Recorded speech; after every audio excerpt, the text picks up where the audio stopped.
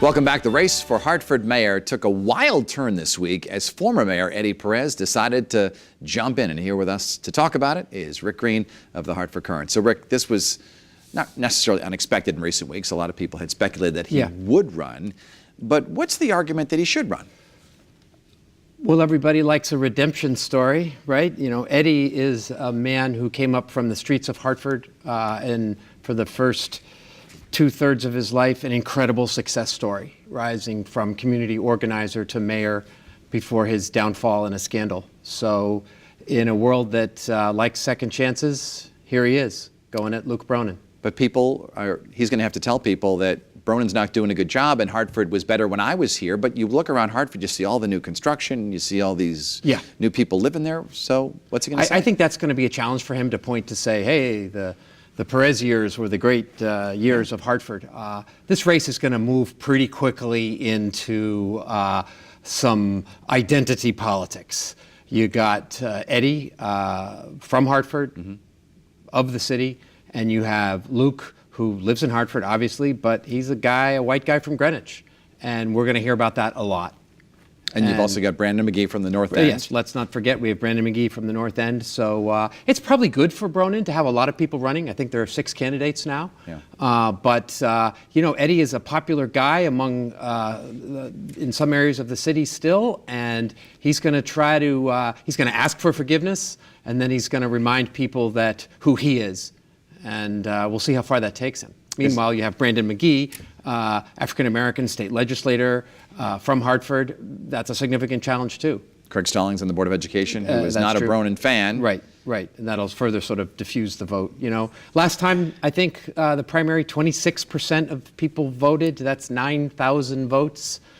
6 people dividing up 9,000 votes. It's not going to take a lot to win. What's the difference between a redemption story of like Joe Gannon, we had him on earlier in the program, and, you know, because a lot of press supporters say, well, Gannon was elected. Yeah. But this is a capital C. It's a little different. Yeah, and Gannon went to jail, by the way, and Eddie never went to jail. You know, That's his true. Conviction was overturned.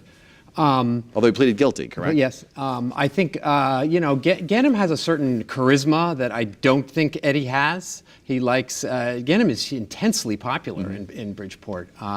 You don't see that as much in Hartford. Also, you know, is it the right message for Connecticut to be electing, bringing more controversy to the office of the mayor in one of its biggest cities? I don't know. The outside world looks at it as another example of corrupticate, right? Exactly. This is going to be probably the hottest race in Connecticut this year. Yeah, in a sleepy year, this is the big race, absolutely. Do you see the governor getting involved at all?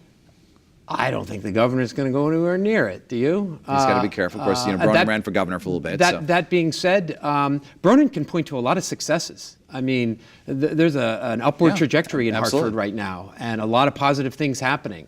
The trick is for Bronin going to be for him showing that I'm going to bring that success to the neighborhoods, and there's some tension around that quality of life in the city. Bronin also has the ability to raise a lot of money.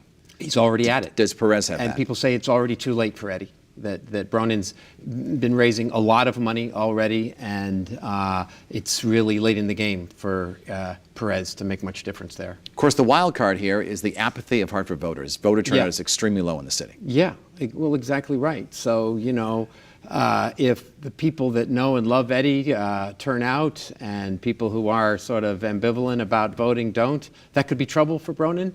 I'll say this much, Bronin's going to work hard. I think he's already nervous about it. He's not taking anything for granted. He had a tough race against Segarra before, so it's going to be quite a horse race for the next few months. Where does Perez's strength lie in the city? Certainly in the south end and in the south end of the city. You know, he's the Latino population. I think you're going to see Brandon McGee, who's African American, attracting some attention. It's been a long while since we've had an African mayor in Hartford, and we've never had a strong mayor who's African American. That'll be interesting. Yeah, it has been a while. Yeah, Carrie Perry, the last one, and back in the 1990s. How much money do you think we're going to see spent in this race? I mean, this is going to be, I would think, one of the more expensive races in Hartford history. Yeah, I think it's going to be surprising. I mean, you're going to see Bronin, I can't say exactly, you're going to see Bronin raising a lot of money. He's already, you know, he has the support of the business community. He has the support of of folks who like what's going on in Hartford with new apartments and the yard goats and the soccer team and the business community. We see signs of real optimism there with companies actually expanding in the city. Mayor Perez left in 2010. It's a different city. Very much so. Very much so. It's a different place than when Eddie was mayor here. Absolutely. Rick Green from the Hartford Courant. We thank you for being on the program. Thanks for having me.